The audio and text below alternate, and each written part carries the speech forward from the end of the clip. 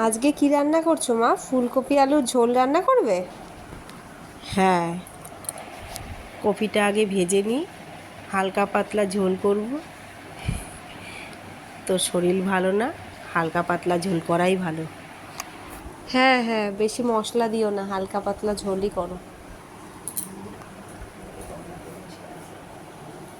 বন্ধুরা, যদি তোমাদের এই রান্নাটা ভালো লেগে থাকে তাহলে আমাদের পাশে থেকো, সাবস্ক্রাইব করো, কমেন্টস করো, পারলে শেয়ার করো।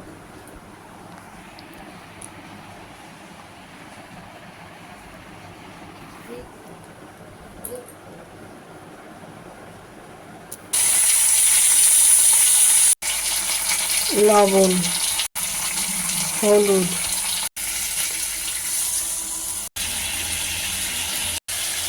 কাশ্মীরি লঙ্কার গুঁড়ো,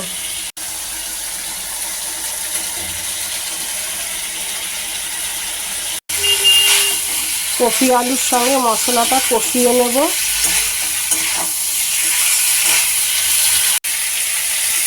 ঝোলের জন্য জল দেব। ঘরোয়াভাবে ফুলকপি আলুর ঝোল রান্না করলাম। তোমরা ধৈর্য ধরে দেখো, লাইক করো, কমেন্ট করো, শেয়ার করো, সাবস্ক্রাইব করো, প্লিজ আমার সঙ্গে থেকো। আমি নতুন, একটু ভুল হলে তবুও দেখে নিও।